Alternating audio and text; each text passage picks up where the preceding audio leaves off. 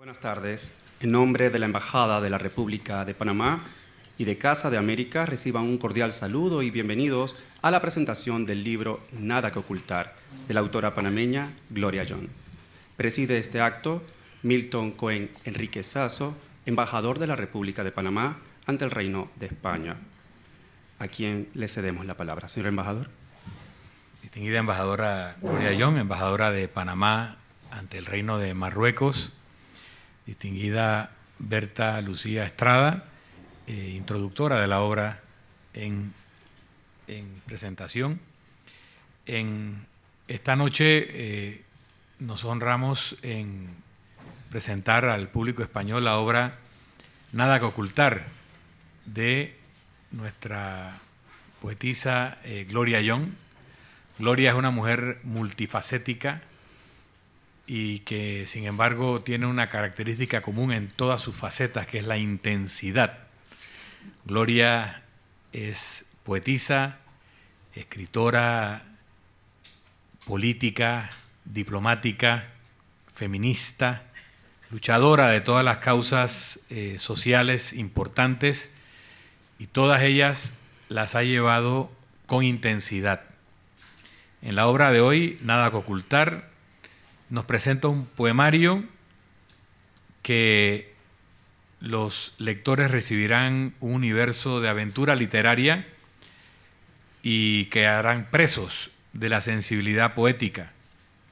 Los llevará en un viaje de aromas, colores, texturas y sobre todo imaginación. La obra se enmarca dentro del trabajo que ha venido desarrollando hace años en la promoción de los derechos de la mujer y en las relaciones de pareja. El libro ha madurado durante 6 años, como lo afirma su autora, producto de este proceso. Es una obra de arte, y porque no solo recopila sus poemas, sino que los integra en una unidad temática o conceptual. Desde la portada, las ilustraciones, el prólogo, todo fue pensado para que despertara los sentidos de los lectores, para hacerlos viajar entre la curiosidad, el deseo y la aventura de descubrir página a página un universo en donde la poetisa logra reconfigurar las experiencias de cada lector. Le agradecemos mucho a Gloria por regalarnos esta obra de arte y a todos ustedes por acompañarnos esta noche. Muchas gracias.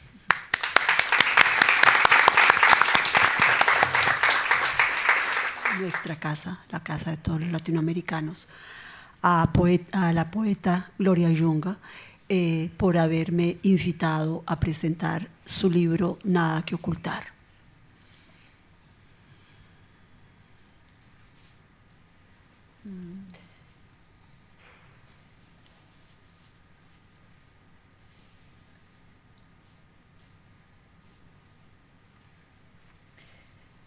Buenas tardes.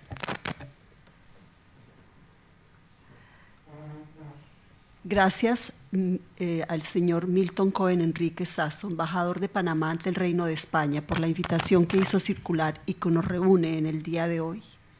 Gracias al señor Alberto Furmansky Goldstein, embajador de Colombia ante el Reino de España, por su presencia en este acto cultural. Gracias al señor Miralles, director general de Casa de América, por acogernos en este lugar tan emblemático para los latinoamericanos. Gracias, poeta Gloria Young, por esta invitación que me llena de orgullo.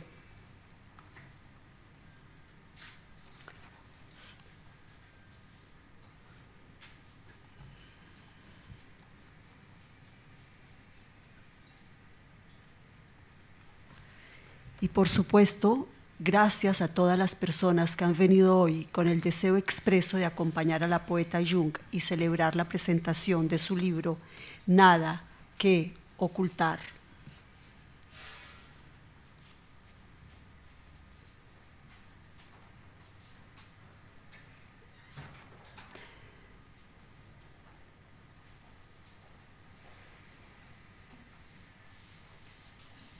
Gloria Young,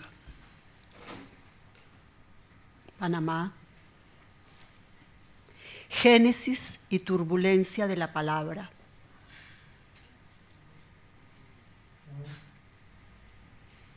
Conocí a Gloria Yunga en el marco del 9º Encuentro Internacional de Mujeres Escritoras de Bogotá en el año de 2010, dedicado a Matilde Espinosa, una de las voces poéticas más importantes de Colombia. Matilde Espinosa, Colombia, 1910. Coincidimos en la presentación de 2 trabajos.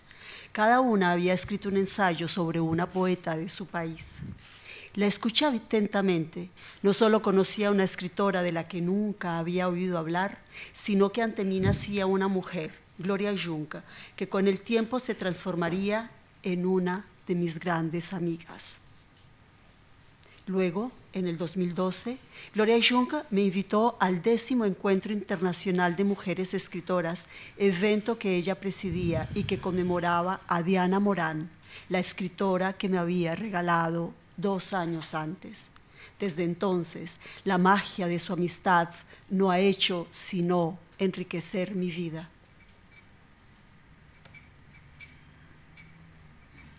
Diana Morán,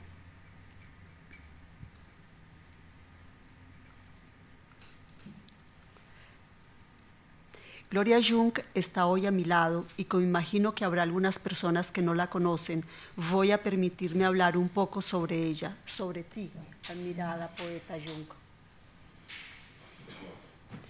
Sé que no le gustan los elogios, sin embargo, no podrá evitar que yo los diga. Así que comenzaré por una pregunta muy simple y a la vez categórica. ¿Quién es Gloria Yunga?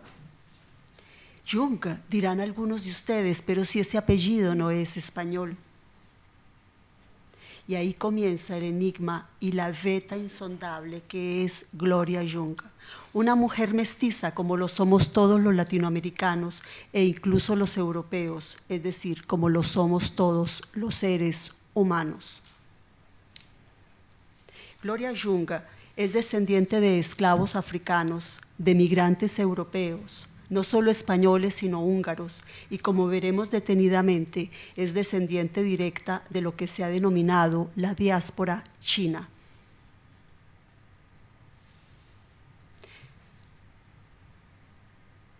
China en el siglo XIX, no parece bien.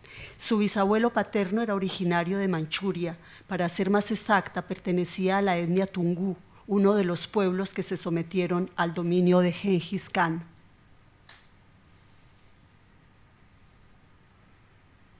Tal vez la insignia que más conocemos de este pueblo es su costumbre de rapar el área frontal del cráneo de los hombres y al mismo tiempo dejar crecer una larga coleta.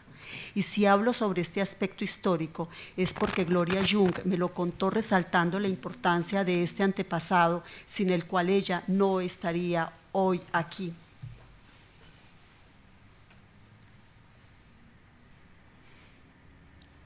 El bisabuelo de Gloria Yunga, William Samuel Jung Lee, cuyo progenitor lo entregó a una familia que tenía proyectado emigrar a la Guayana Británica, posiblemente para escapar de alguna hambruna, hizo parte de las primeras migraciones de trabajadores chinos, más conocidos como culíes, en el Caribe, llevadas a cabo en la segunda mitad del siglo XIX.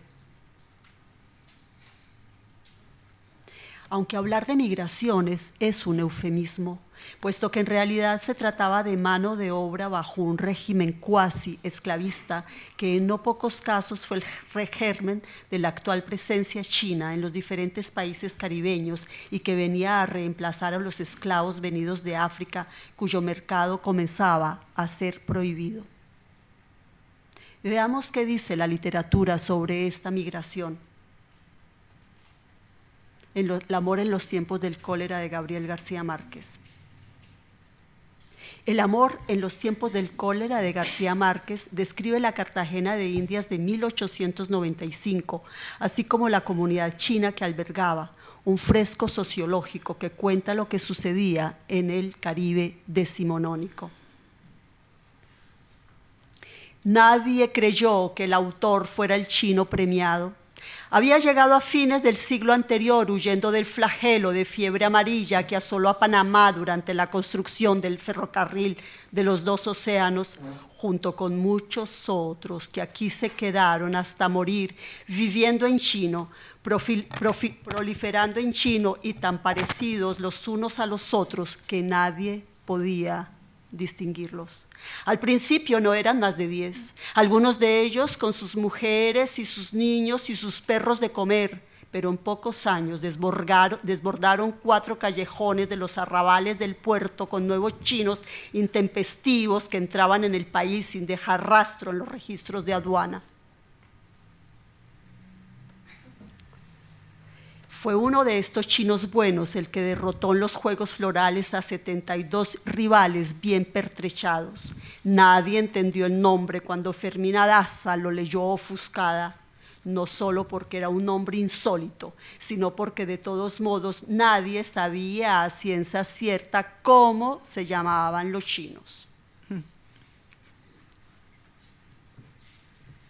Jung Lee era uno de esos coolies que llegaron en un viejo y destartalado barco a las costas de la Guayana inglesa.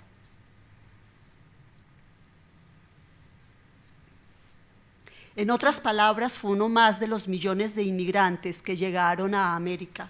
Y por supuesto no me refiero solo a los Estados Unidos, sino al continente. A ese continente que Neruda nos describe en Canto General, esa oda americana que muchas personas de mi generación no hemos dejado nunca de admirar y de leer.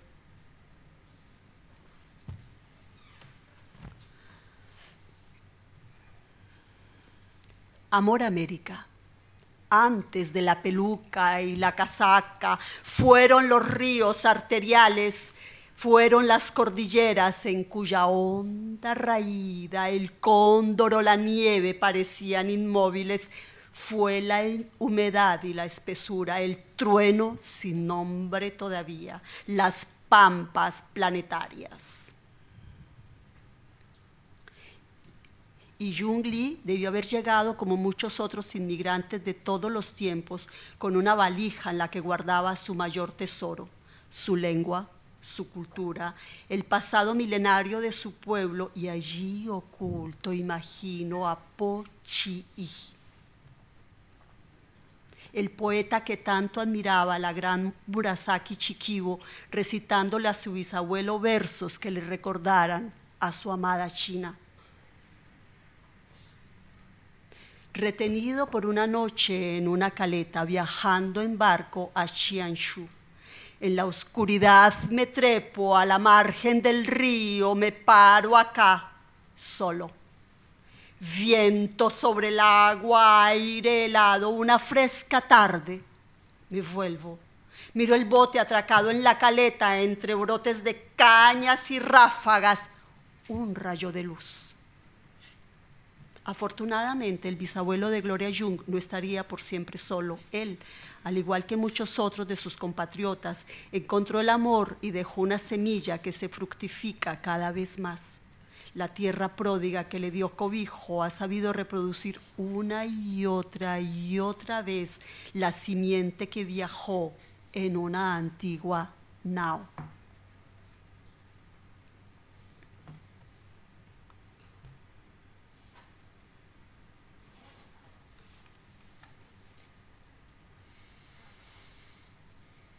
De esa simiente nació su padre, Ramón Agustín del Carmen Jung Abrahams, un hombre probo, trabajador incansable, y junto a una mujer maravillosa, Vilman del Carmen Chismar Carrillo, horadó la tierra en busca de la veta que hizo posible que una vez más las semillas germinasen y saliesen a la luz en su tierra, esa tierra llamada América.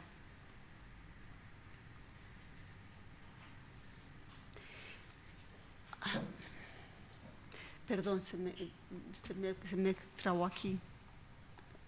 Acá, en la mesa. América, ya, aquí sigue, perdón. ¿Aquí? Sí, sí.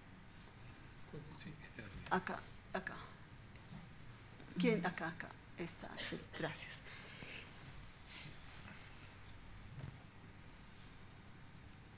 Yo hace mucho tiempo que no manejo el ratón, entonces me tiene, porque tengo un... ¿Y quién es la madre de Gloria? Yo podría responderles que es una descendiente de múltiples pueblos, entre ellos el español. Una mujer educadora y defensora de los derechos de la mujer, o sea, defensora de los derechos humanos, como lo es su hija, la poeta que hoy tengo el honor de presentar en esta casa, que es la casa de todos los latinoamericanos, la Casa de América.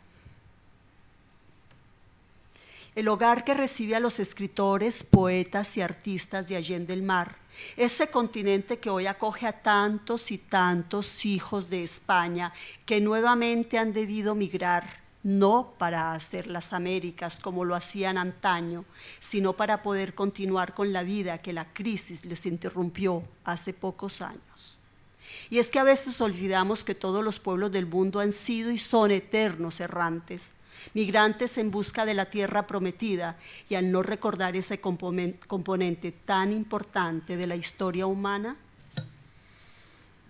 ignoramos que somos ciudadanos del mundo y no solo ciudadanos del país donde vimos la luz.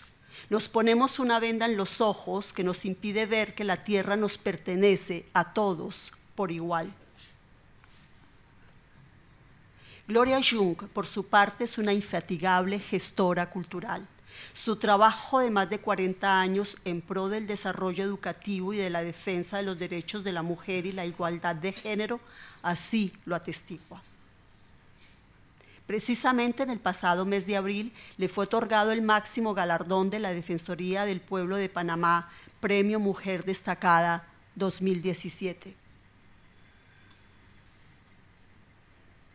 Y por supuesto que no puedo dejar de recordar el cargo que ostenta desde hace más de un año, el de embajadora de Panamá ante el Reino de Marruecos.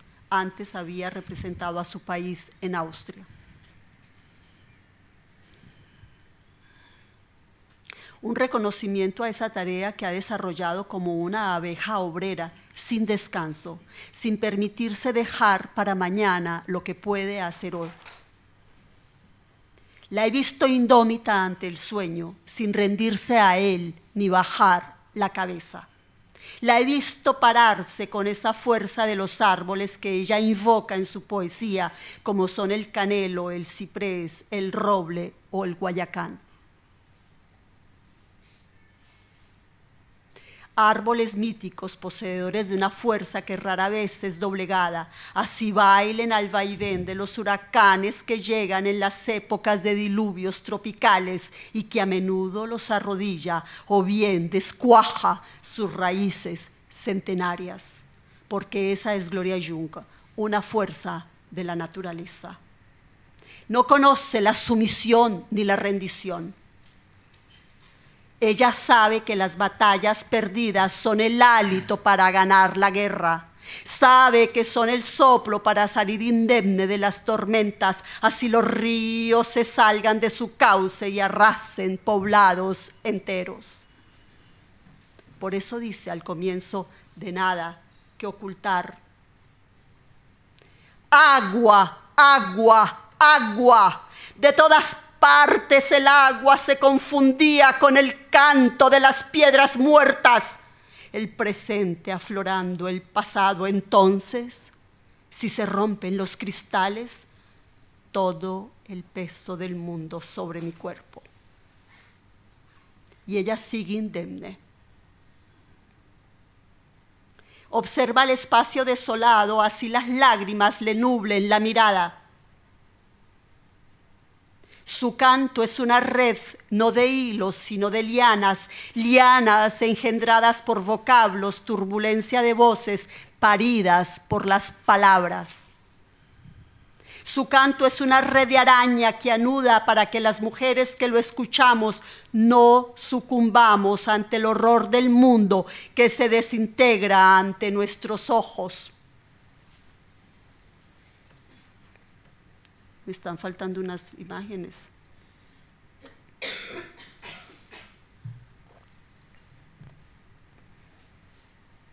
Se me desconfiguró el... Al igual que Louis Bourgeois, sabe que una araña puede reparar y reparar.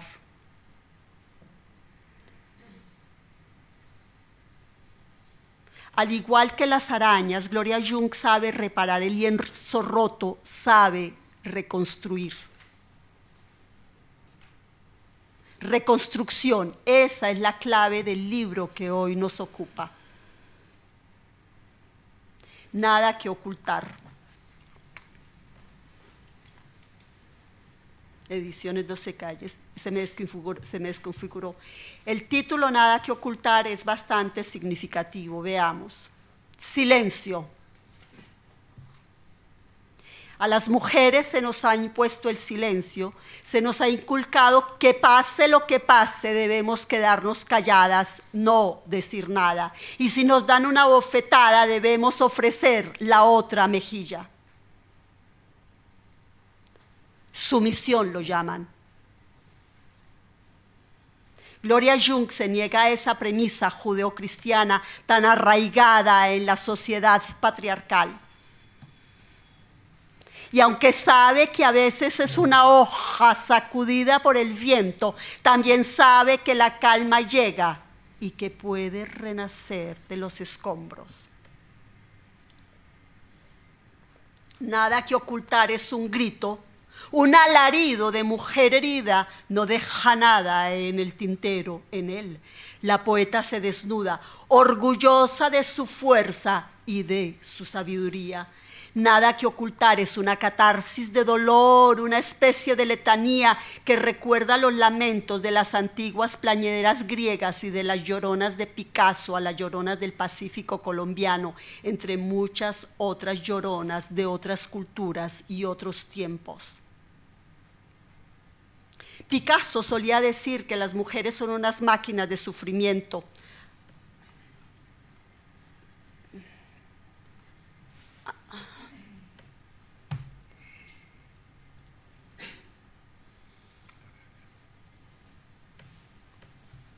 Picasso solía decir, gracias, que las mujeres son unas máquinas de sufrimiento, y cuando se lo dijo por primera vez a Françoise Gillot, ella le respondió: yo creía que eran máquinas de creación. Su canto, doloroso y a veces desgarrado, nos permite encontrarnos con nosotras mismas e intuir que pase lo que pase, saldremos triunfadoras de la hecatombe. Gracias. Porque cuando una mujer es humillada por un hombre, no es solo ella, somos todas las mujeres que somos humilladas. Es la humanidad entera lo que demuestra la fragilidad de la condición humana. Ofelia de Millet, que es un cuadro que amo profundamente. El canto de la poeta Jung no hace perder a los marineros, no es el cántico de una sirena que desea conducirlos a las profundidades del mar, ni llevarlos de paseo al Hades. Su canto es un hilo que teje la memoria, es un hilo que le huye a la palabra olvido, lucha contra la amnesia. Tal vez por ello visita las estancias secretas de Penélope y se viste con su quitón.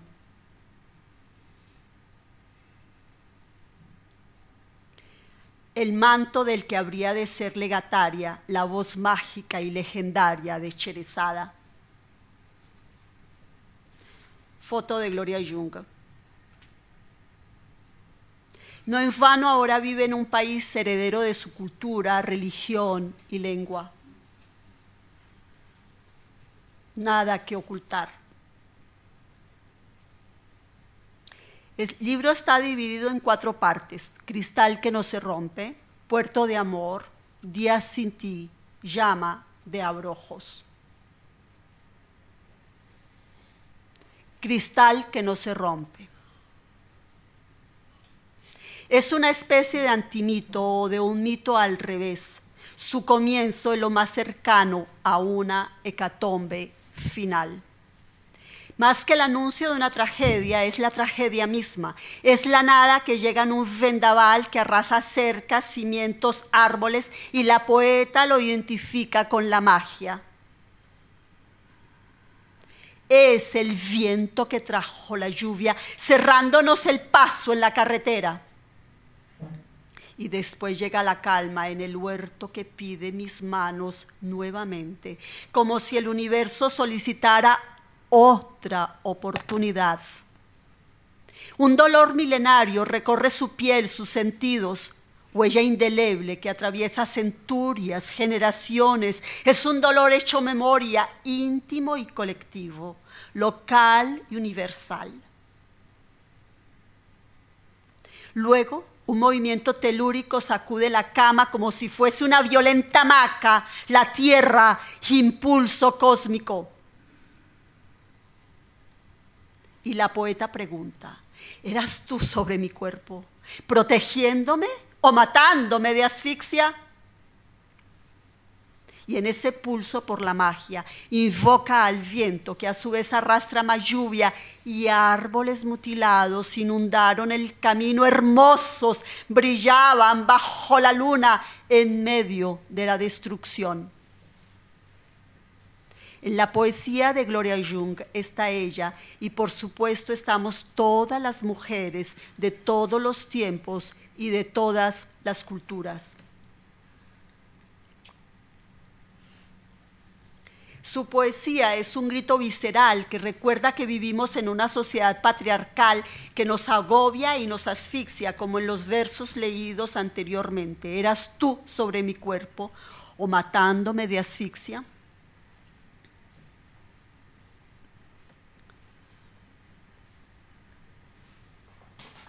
Este poema también recuerda al cambio climático, como bien me lo hacía notar la poeta Jung en una de nuestras conversaciones sobre su libro. Y no es de extrañar que esto sea así. Podríamos pensar que el vendaval con el que inicia el libro que hoy nos ocupa es también un diluvio. Lo que me lleva inevitablemente a recordar leyendas de la tierra de la geóloga italiana Dorothy Vitaliano. La tradición sobre inundaciones es muy numerosa a lo largo de toda América Latina.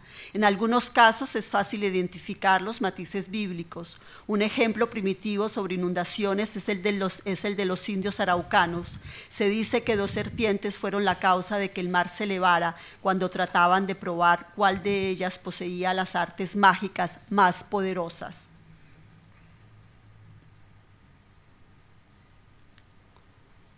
La inundación se produjo tras un intenso terremoto relacionado con una erupción volcánica y la gente se refugió en una montaña que flotó hasta llegar cerca del sol. Dorothy Vitaliano, Leyendas de la Tierra.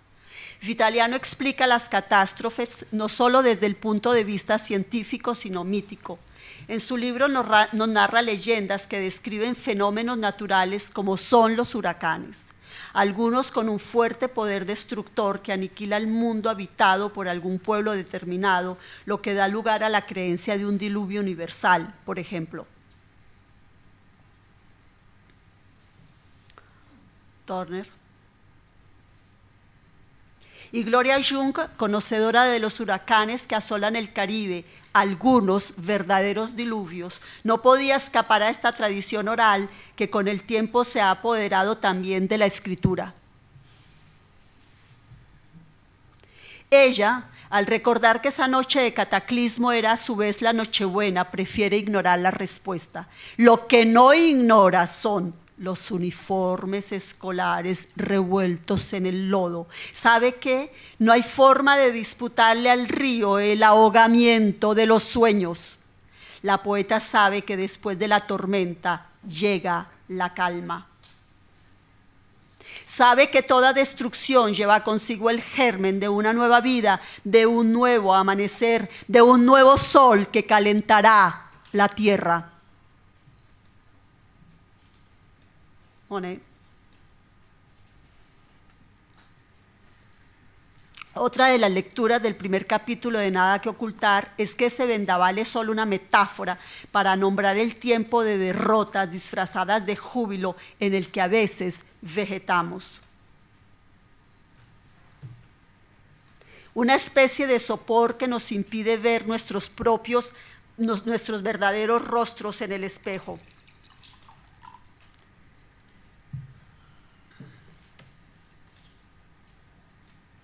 O bien una eterna bruma que navega en nuestros ojos.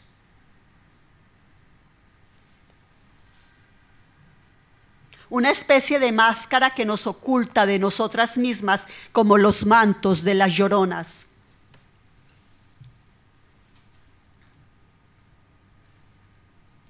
Isadora Redonda.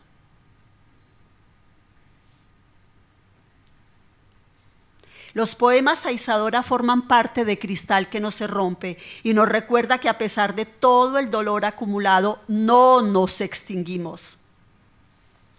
Isadora, símbolo de la redondez de los planetas, secreto del mar amniótico.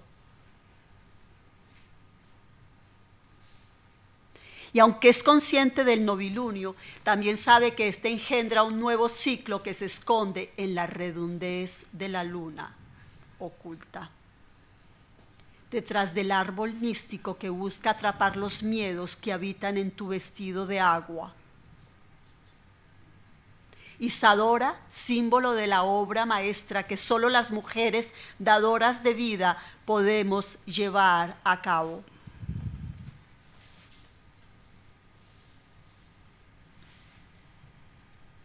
Lo que recuerda los versos ya leídos, agua, agua, el presente aflorando el pasado. El agua, que antes era destrucción, regresa con la aureola luminosa que permite el renacimiento, que genera de nuevo la vida, ese ciclo permanente al que estamos supeditados. Invierno, primavera, verano, otoño, invierno y el ciclo recomienza. El novilunio, la luna creciente, la luna llena, la luna menguante, el novilunio y el ciclo recomienza. La marea alta y la marea baja y el ciclo recomienza. La regeneración del mundo y la regeneración del tiempo.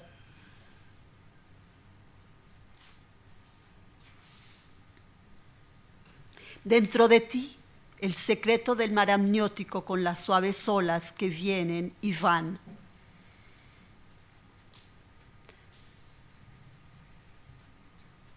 La regeneración del tiempo lleva la simiente de la libertad.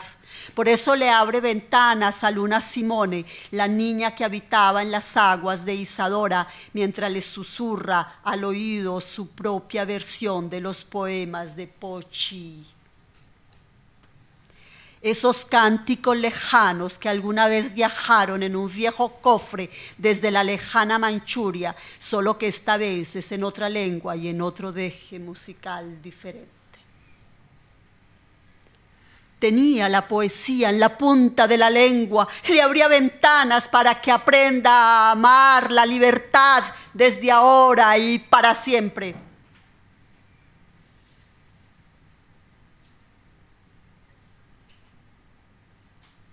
Libertad, el mejor obsequio que un ser humano puede darle a otro. Eso lo sabemos muy bien las mujeres.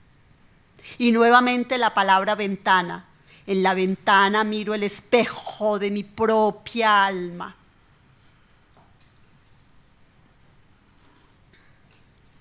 En ella y a través de ella podemos reencontrarnos con nosotras mismas. Como ventana nos invita a volar y como espejo a conocernos. Solo de ese modo podremos conocer a los demás. No olvidemos que el conocimiento es sinónimo de libertad.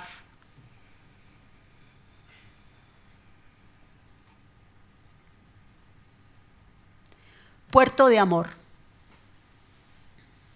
En Puerto de Amor, la poeta Jung forja un nuevo lenguaje en el que hurga, se sumerge, bucea es la palabra adecuada, en las emociones que han bailado al son de su propia vida como una inmensa marea que viene y que va. Aún sin conocerte, en el misterio del atardecer y su hierba oscura te amaba. Y al mismo tiempo araña, desvela la realidad sociopolítica de Centroamérica tal y como lo había hecho años atrás Diana Morán. En sus versos desfilan los bananeros expoliados, los eternos desheredados de la tierra. Aquí Nadie quiere pensar en el mañana, este puerto de entrada y salidas donde se tiñen los obreros de sangre bananal. Es un fresco de la frontera, territorio de nadie y de todos, esa línea invisible donde los gritos y fallidas esperanzas se balancean como si se tratase de una hamaca sacudida por un violento vendaval.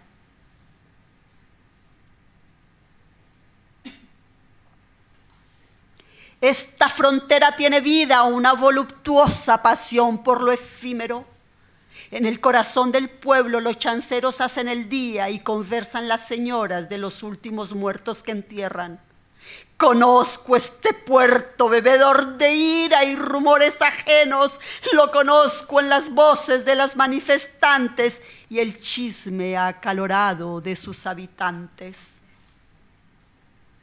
La poeta se convierte en el testigo que nombra la miseria humana.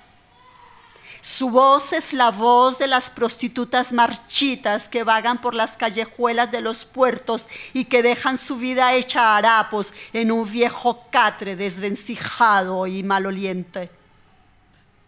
Septiembre cruzó la frontera con sus cantinas, sus prostíbulos, sus chinamos, con su aduana y papeles migratorios.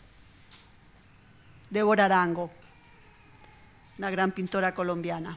La poesía de Gloria Jung se sumerge en la condición humana y pone ante nuestros ojos, como si se tratase de una película, imágenes de hondo contenido sociopolítico, sin descuidar por ello el lenguaje y la estética que siempre debe acompañarlo. El hormigueo en las calles me embriaga de colores ardientes, de contrabando, de arrostico de aceites, de cebolla, de natillas. Esta frontera tiene vida, una voluptuosa pasión por lo efímero. Y al retratar lo efímero, al fijarlo en la retina, lo transforma en imperecedero, le da consistencia, solidez, lo convierte en perpetuo. No todo podía ser vestigios, ni ruina, ni derrumbe. Y con septiembre llega otro puerto, el amor.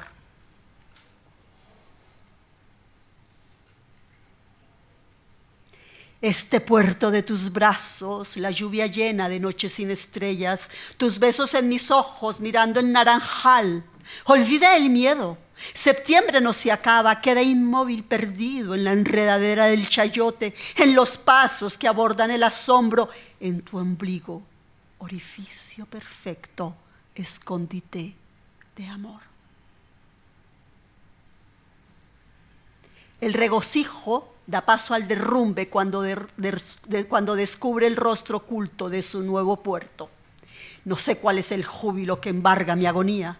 En este puerto donde no anclan los barcos, muelle destartalado, este no lugar donde dejé mi vida. Aquí no están mis abuelos, ni tengo por qué hacerme preguntas antiguas. El júbilo se manifiesta finalmente como lo que siempre fue: hojarasca, turbulencia, naufragio. Es entonces cuando toma conciencia del violento huracán que le borró la memoria por algún tiempo. Y al despertarse sola en un recodo de las callejuelas desconocidas, se da cuenta que ese no es su mundo ni el de sus ancestros y que Pochi se niega a visitarla cuando más lo necesita. Porque allí no están ni sus raíces ni sus ramas, y que si quiere ver la luz debe buscarla lejos de ese paisaje mustio.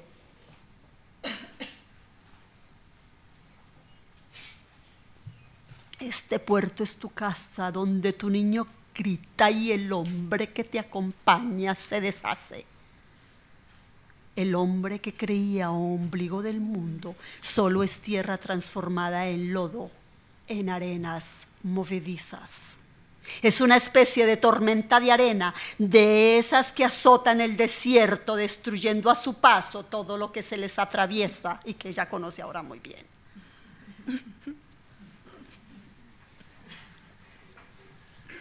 Y aún así la poeta reconoce: amo este puerto viejo y desolado, no quiero morir en otros mares. Más adelante dirá, como si se tratase de una letanía: cuánto duele, abuela, ser feliz. Días sin ti. Que cese ya esta asfixia de respirar con pulmón ajeno. El aire no es bastante para los dos. Rosario Castellanos. Este epígrafe da inicio a la tercera parte del libro, que lleva un subtítulo bastante sugestivo: Días sin ti. El epígrafe es un abrebocas que sumerge al lector en una atmósfera viciada. Nos lleva a navegar o a hundirnos en el mar tumultuoso que pretende ahogar a la poeta, que canta para no sucumbir a la violencia del agua. Fibras de agua, cual ola embravecida. Su cántico es un lamento que atraviesa centurias, mareas, universos.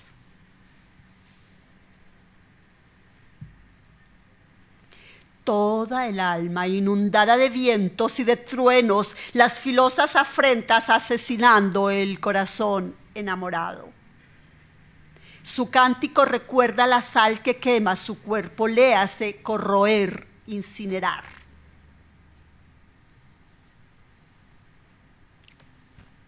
No albergaré esperanzas en el invierno inhóspito de este puerto de sal y de diluvios tumultuosos. Y aunque la violencia de un tsunami suele llevarse consigo todo lo que encuentra a su paso, también puede ocurrir que el agua simplemente arrastre antiguos dolores. Y como el agua amniótica dé lugar a un nuevo alumbramiento.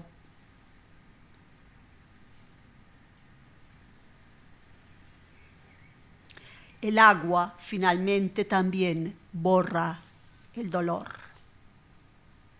La poeta, convertida esta vez en testigo, en elegida para contar la historia, su historia, para contar la leyenda, su leyenda, hace alusión a la voluptuosa pasión por lo efímero. Donde el puerto de los brazos del amado es un árbol de granadina desfigurado, por eso se pone en la tarea de desprender una a una a todas las mujeres que atrapan mi locura. Y al hacerlo, poco a poco descubre un horizonte donde el temporal dio paso a la calma. Árbol de Guayacán, de flores moradas rebeldes, donde los pájaros se posan un momento antes de reemprender el vuelo. Colgaré como en un tendedero mi libertad inaugurada. El árbol le indica, nos indica, que la libertad no es solo un sueño. Y luego, en un grito que atraviesa el cosmos, rompiendo su silencio, interpela a las mujeres ancestrales y a las que están por venir con el verso al que ya había hecho alusión y que parece una espina. Cuánto duele, abuela, ser feliz. Creo que a todas nos ha pasado. Llama de abrojos.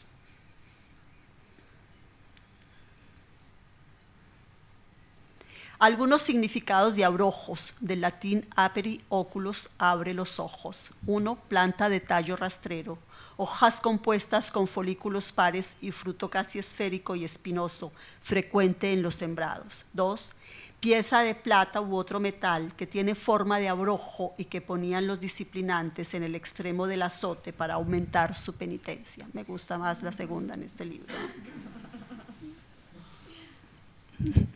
Llama de abrojos es un poema en prosa vertiginoso, es un profundo lamento nacido de la noche de los tiempos. Es un relato poema lleno de música, como si se estuviese al lado de una catarata, o más bien al lado de una avalancha dispuesto a destruirlo todo en las tinieblas del cosmos. Repitiéndolo una y otra vez hasta el fin de los tiempos. Así, la mujer poeta testigo de su tiempo, testigo de los tiempos, se levanta cada amanecer convencida que la tempestad pasó, que solo fue una pesadilla, que la calma por fin dejará crecer los bananales. En este relato poema, Vendaval bíblico, aparece nuevamente la cólera del primer poema del libro y al cual se hacía alusión antes.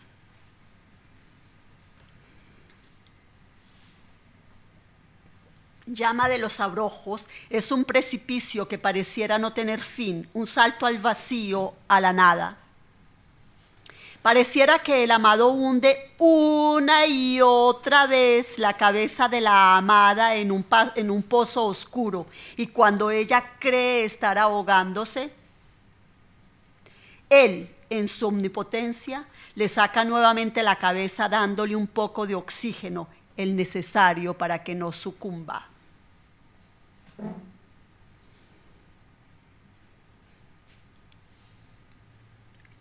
Porque si ella muere, él ya no tendría excusas para seguir viviendo.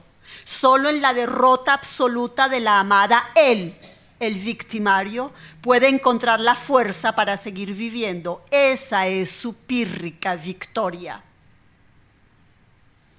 Llama de abrojos es un relato universal. En él podemos reconocernos las mujeres que hemos sufrido maltrato psicológico, ese del que nadie habla porque no deja cicatrices visibles. No olvidemos que la poesía describe el dolor humano, el que se encuentra en el pozo oscuro del patriarcado, y cuando las mujeres nos contemplamos en sus aguas turbias, contemplamos el dolor humano. Y por supuesto eso hace de Llama de los abrojos un relato universal. Máxime si el dolor infligido viene acompañado de una caricia. Máxime si viene de la mano que no duda en hundir nuestras cabezas en ese espejo transformado en fango.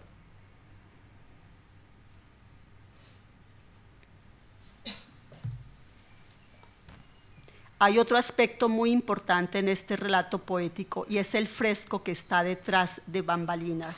El fresco que dibuja, pinta, describe, nombra, narra. El fresco que filma la miseria de los desheredados de la tierra, de los olvidados, de los desarrapados pseudoesclavos que trabajan por pocas monedas. Es un fresco al cual ya había hecho alusión. Y por supuesto es un texto político militante sin dejar de ser poético, como en la poesía de Diana Morán. Diana Morán, escuchen lo que digo con la capilla ardiente del rencor más viejo. Mi patria, cántaro de amor en todo idioma que ofrece su agua buena al peregrino, ha arrastrado 60 calendarios sin derecho a la fruta, al árbol de su huerto, saqueada en la bondad de su cintura. Escuchen lo que digo. En cada sitio de mi cuerpo hay un dolor de siempre vivas para contar al mundo la parábola del buen vecino que aplastó la luz recién nacida, del poema Soberana Presencia de la Patria, Diana Morán de Panamá. Masacre de las Bananeras, Ciénaga, Colombia, 1928. Y Gloria Jung nos dice: nos sentíamos fuertes y felices, conquistaríamos todos los territorios posibles juntos a la par y nadie sería capaz de derrotarnos aunque nadáramos contra la corriente, porque así éramos. No nos compraban la conciencia ni tenían precio nuestras convicciones y mucho menos nuestro amor. Aparecíamos invencibles ante el mundo, éramos el uno para el otro, poderosos en la palabra y en la acción.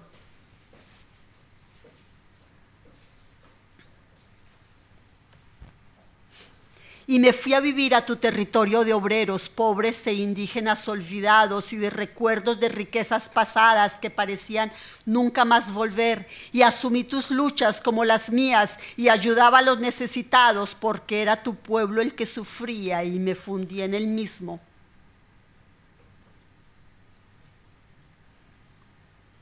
y lloraba sus miserias como si fuesen mías, y penetrábamos los bananales donde tú corriste de niño, y cruzábamos la frontera, y nadie como tú para conocer esos caminos de realismo mágico. Ya hubiera querido, Gabo, conocer los senderos de las palmas de aceite y los prostíbulos que me contaban que había donde los obreros dejaban tanto dinero.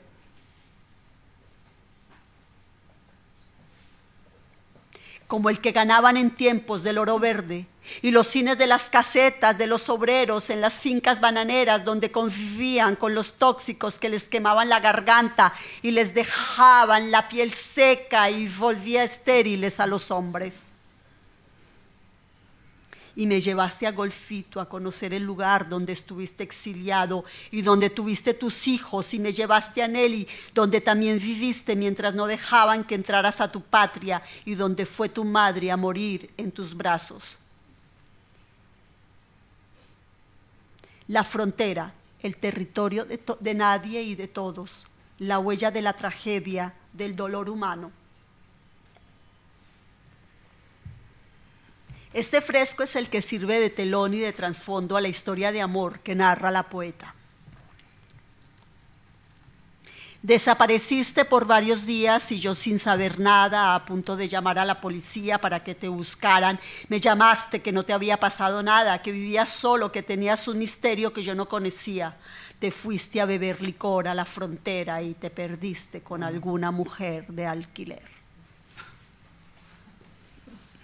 No sabía cómo era, solo intuía que el dolor entre mis piernas de tantas noches de mi cuerpo sacrificado en la pasividad de tus deseos y esas ganas de amar insatisfechas tenían un rostro, un nombre y un lugar desconocidos para mí.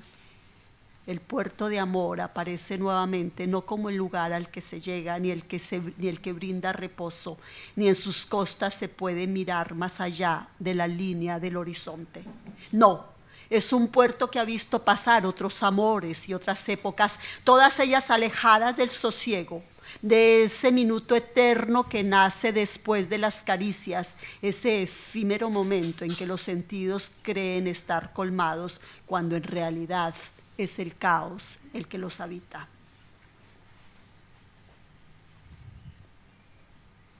En la mesa aún reposaba el pan caliente y en las tejas se escuchaba la lluvia refrescando nuestro amor. Nuestro amor, pregunto, nuestro amor. Mejor escribir algún verso para sentir que estoy viva, que no podrán las mentiras volverme loca, el alma errante en el vacío, mirar hacia otros puertos de otros mundos.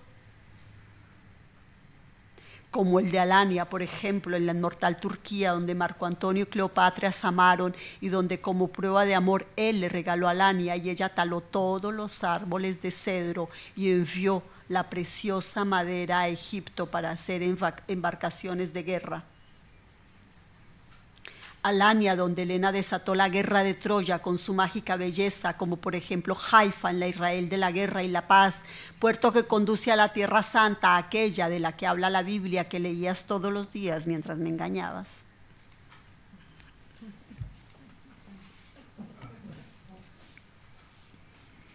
Solo que en este caso la poeta no es Cleopatra, ni comanda ejércitos, ni es dueña de astilleros de guerra. Y sin embargo eso no le impide vivir la guerra, no desde lo alto de un acorazado, sino como el círculo perfecto allí donde se juega al tiro al blanco. Allí donde caen todas las saetas cubiertas de ponzoña.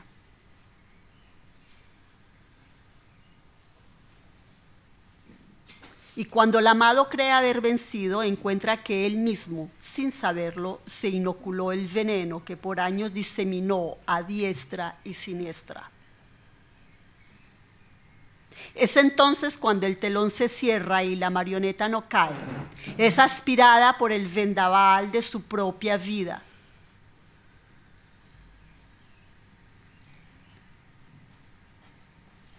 Porque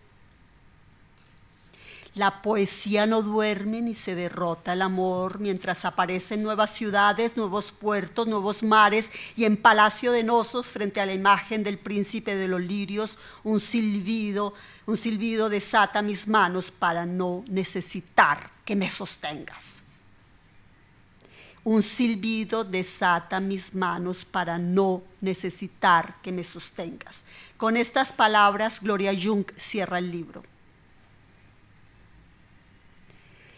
La araña que vive en su interior pudo reconstruir nuevamente el tejido, el lienzo que la protege, no el sudario que el amado, léase rémora, deseaba para ella.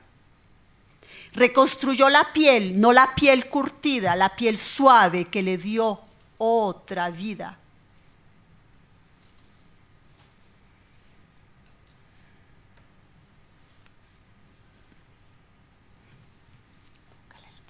Me desconfiguró.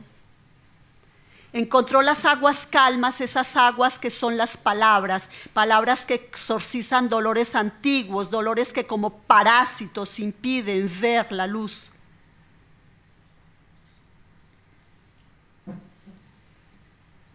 La fuerza de Gloria Jung es como el fuego que sale indemne de los aguaceros bíblicos del Caribe. Antes de finalizar, quisiera recordar dos aspectos fundamentales en el libro de Gloria Jung. Uno, en Llamas de los Abrojos cabe resaltar la concepción del estilo de su prosa poética. Me refiero a la ausencia de puntuación, recurso poco usual y nada fácil que muestra la pericia de la poeta Jung en el momento de la creación poética.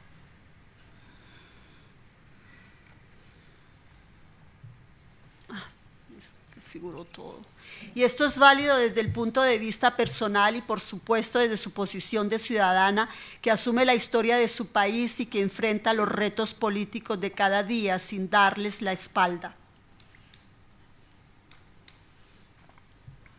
Para terminar, diría que nada que ocultar.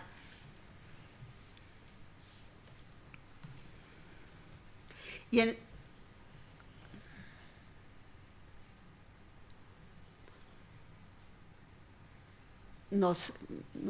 me falta algo acá. Bueno, y en algunos de ellos la vemos caminando triunfadora, como la vemos hoy en Casa de América, con este libro que acabo de presentarles.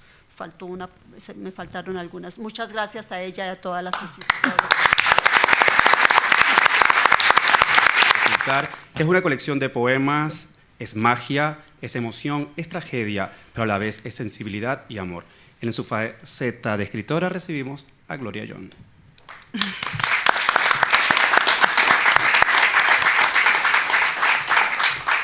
Bueno,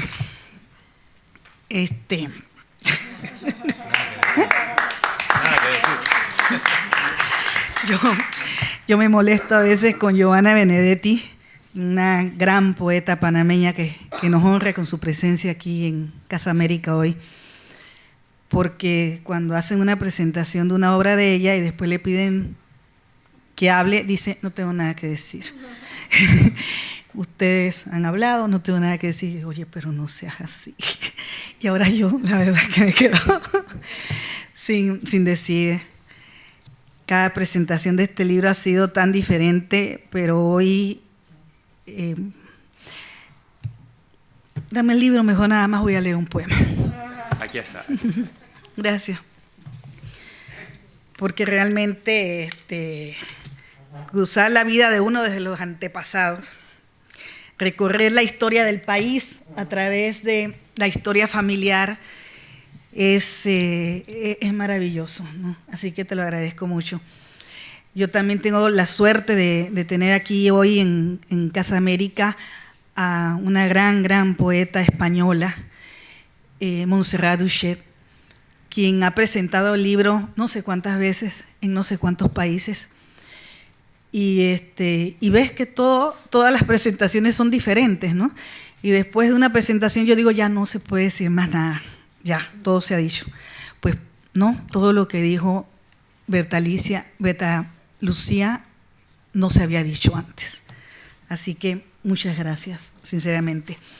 Yo voy a compartirles un poema que ha sido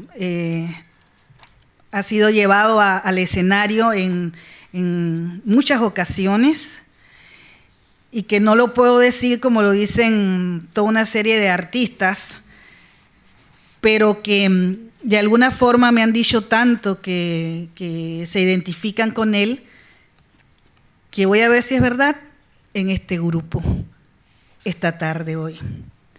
Y es un poema que le dediqué a mi abuela materna. Mi abuela materna, que era una chomba blanca. En Panamá los chombos blancos son la gente que tiene el cabello rizado y que es blanca y que tiene el rostro, las facciones negroides, ¿no? Y es una abuela que comparto con unas primas que amo mucho, entre ellas Itzel Velázquez, y hoy estoy muy contenta porque su hija Adriana está aquí. Gracias, Adrianita. Bueno, todas las mujeres, cuando aún no apagabas la luz de tus sueños, desde el lecho donde la muerte reclamaba impaciente tu presencia, esa voz que mi infancia adoró me ordenaba resistir los fugaces tiempos que la vida despierta, habitar los recuerdos y el paso de todas las horas, evocar cada uno de los mundos posibles que la imaginación desborda, enumerar nombres, fechas, calles, restaurantes, títulos de libros, de películas, iluminar los pasos solitarios transitados en la oscuridad, recuperar del fracaso los instantes de luz, gritar sobre la arena los besos que escaparon galopando la noche, apagar la sed ahogada en los rincones de la lluvia repentina, prometer ser feliz aunque la vida se vaya ligera en una muerte fría, abandonar el dolor que invade el gemido desgarrador en el eco del alma, rondar el corazón extraviado al borde de la sábana, desprender una a una las mujeres que atrapan mi locura, hundir la mirada en la calle mojada de secos cristales, amar desafiante, obstinada, salando las heridas para no olvidar,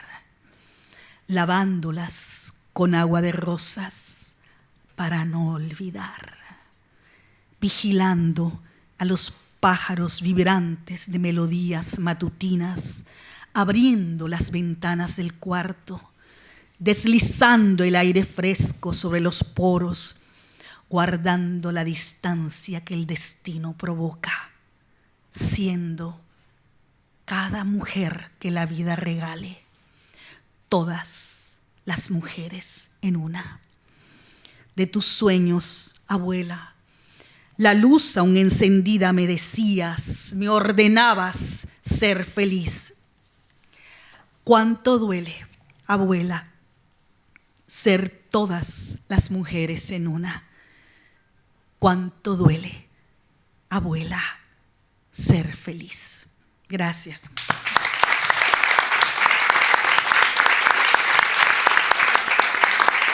Quiero agradecerle a Casa de América el haber abierto las puertas a la poesía panameña y seguírsela abriendo, porque las próximas semanas tenemos la presentación de un gran poeta joven panameño que Joana le dice que es su petit Rimbaud, y estará aquí, y eso a Panamá nos gusta mucho.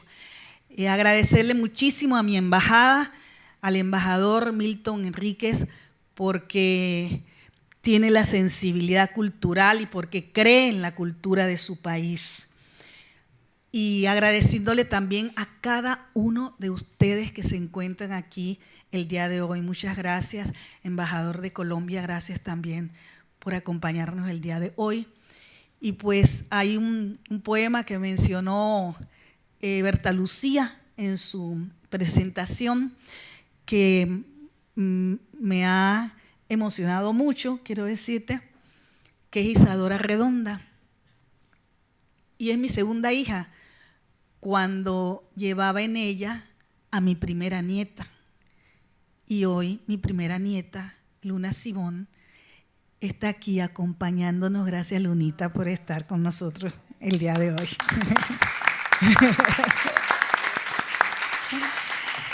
Que además es española y panameña.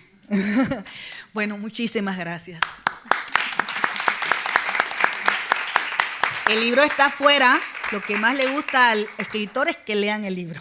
Así es, pero antes tenemos la participación del señor Alberto Furmansky, embajador de la República de Colombia ante el Reino de España. Vamos a recibirlo.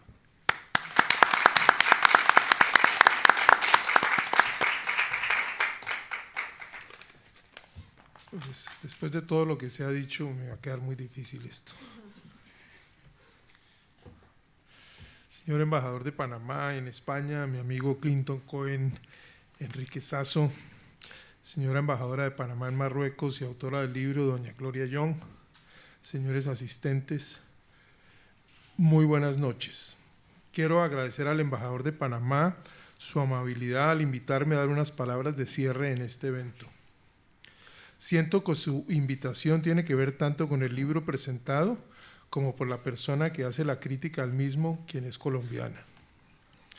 Las mujeres de Colombia, al igual que como lo deja muy en claro la autora de Nada que ocultar, han sido grandes protagonistas de nuestra historia, casi siempre de manera anónima. En los últimos decenios se han convertido en medio del conflicto y con el fin de este, en soporte de las familias, de las comunidades y de la sociedad en general. Hemos vivido en Colombia una larga guerra de la cual estamos saliendo en gran medida por el valor, la fortaleza y el ímpetu de muchas mujeres que han sido atropelladas, agraviadas, ofendidas por muchos actores del conflicto que no han querido o sabido respetar sus derechos. Muchas de ellas perdieron no solo sus tierras, sino también sus seres más queridos. De esa terrible situación han surgido mujeres de todas las clases, de todas las regiones, de todas las edades, de estado cívico, viuda o huérfana, con gran frecuencia, con un gran deseo de salir adelante y una inquebrantable voluntad por construir un país más pacífico, más incluyente, más laborioso y más respetuoso. El papel de la mujer como figura central en el conflicto, en especial como víctima del mismo, fue reconocido en la mesa de negociaciones en La Habana y así lo recogió el acuerdo.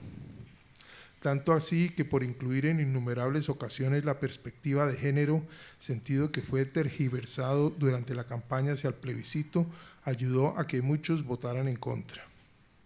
Es evidente que los relatos y poemas de Gloria Young reflejan también y en gran medida a este conjunto de mujeres de Colombia que aún en la adversidad no se han dejado derrotar y que han sido soporte central para el renacer del país. Gracias por escribirlo. No podría ser de otra manera que fuera también una mujer quien escribiera sobre el libro y como es colombiana, pues también hacerle un breve reconocimiento. Berta Lucía Estrada es colombiana, pero también, y como ella misma se describe, es ciudadana del mundo, cuentista, poeta, ensayista, traductora y crítica literaria en sus diferentes blogs, especialmente El Hilo de Ariadna, una escritora que además de tratar temas sociales y exaltar el papel y las obras de las mujeres, probablemente por su manifiesto feminismo, tiene también una cercanía con lo simbólico, como lo hace Gloria Young en sus escritos. Berta se refiere con frecuencia en sus críticas literarias a autores con quien tiene cierta identificación o que su literatura le infunde respeto. Kirmen Uribe, Le Clézio, Haruki Murakami, Marguerite Yourcenar, Rosa Montero, han sido objetos no de sus benévolas, sino de sus muy positivas críticas. Gloria Young y su libro Nada que ocultar hacen también parte de este selecto grupo. Enhorabuena a Gloria y gracias, señor embajador, por habernos traído a nuestra atención este libro, así como esta multifacética mujer que es Gloria Young.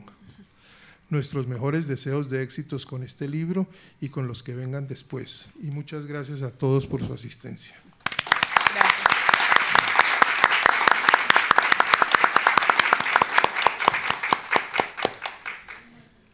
Bueno, reiterando el agradecimiento en nombre de la Embajada de la República de Panamá y de Casa de América, los invitamos a un cóctel en el salón contiguo. Buenas tardes.